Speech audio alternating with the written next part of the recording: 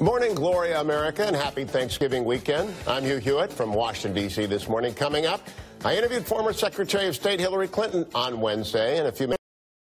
A panel of veteran Clinton watchers will join me to slice and dice that very long and pretty controversial interview. Later in the day, MSNBC, of course, will be covering the rising death toll in Egypt, which is over 300 now, the looming showdown at the corporation or the for Financial Protection Bureau. It's really being run by Mick Mulvaney. And, of course, the Time Magazine Man of the Year controversy, President Trump hinting he ought to have been it. We all know it ought to be Urban Meyer and will be a little bit later in the day after Go Bucks beats that team from up north. But first, I am joined this morning from London by one of the world's most famous best-selling authors, Ken Follett. Follett, of course, is best known for his thrillers like Eye of the Needle and historical fiction such as Pillars of the Earth. His new international bestseller, Column of Fire, combines both genres and is about two of the most powerful women in history, who, along with Hillary Clinton, will never stop being the source of fascination and controversy. Elizabeth I and Mary, Queen of Scots. Ken Follett, welcome to the Hugh Hewitt Show. Good morning. It's great to talk to you again. Good morning, Hugh. It's great to be on the show. I will come back to Column of Fire in a moment, but I wanted to ask you, you just finished 3 novels on the 20th century. Did you see coming out of that work anything like Donald Trump approaching history's edge? Well, you know, Hugh, the trouble with democracy is that you can get elected by telling stupid people that they're right. And that's how Hitler got elected. And I'm afraid that's how Donald Trump got elected, too. Now, you know, Mohammed bin Salman, the new crown prince of Egypt, called the supreme leader of Iran yesterday the new Hitler. Should we throw that word around? You're a Brit. You know, you have a family memory, not your own. You're not old enough to have lived through World War II. Should we throw that term around, Ken Follett? I think we're getting to the point where we have to say how much of what is going on is close to what in Germany in the 1920s and 1930s, particularly the way that foolish ideas are encouraged. Instead of being examined, they're encouraged. And people get away with the most terrible lies, which a few years ago would have ended a politician's career, and now it seems to make no difference.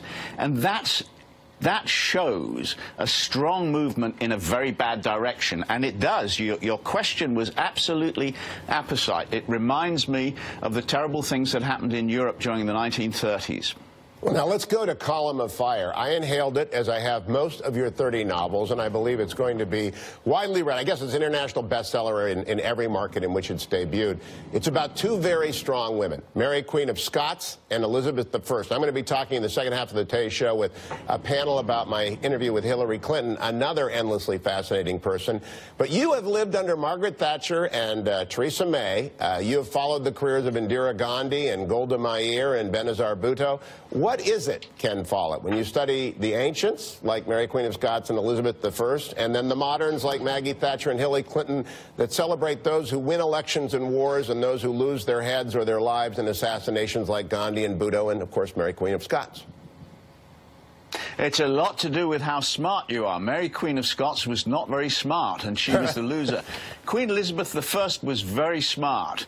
But the other interesting thing, Hugh, that I noticed, this novel, A Column of Fire, is about religious tolerance. The early days when that idea that we should all have freedom of worship was a new, radical idea. And most people thought the thing to do with other religions was to kill them all. But Queen Elizabeth was one of the people who believed in religious tolerance. And there were 2 other powerful in Europe in the 16th century who shared that belief. One was Queen Catherine of France, and the other was Margaret of Parma, the governor of the Netherlands. And it's interesting, isn't it, that the three early proponents of the idea of religious tolerance happened to be female rulers. Yeah, Ken Follett, I have been teaching con law for 20 years at the Fowler School of Law at Chapman University and a First Amendment seminar on religious liberty. It will now begin, the latter seminar, with a column of fire, because I've never quite been able to communicate to students where religious liberty comes from. And it comes out of the Reformation, particularly the English Reformation, and you make it come alive. It's a bit under siege all around the world, as we saw from the mosque attack yesterday in Egypt. everywhere, fanatics want to relive the 17th century, and I think A Column of Fire might help slow them down a bit. Well, I certainly hope so. And although you're right that we're seeing terrible religious warfare and murder and slaughter around the world, we can at least say that in some parts of the world some progress has been made. And in some parts of the world the idea of religious tolerance is now the norm. And happily in the UK, we Catholics and Protestants no longer murder one another. They did in the 16th century. They did it with great enthusiasm. But so religious warfare hasn't gone away, but we have made some progress. I think we can be kind of positive about the human race and say, well, it's not quite as bad as it used to be.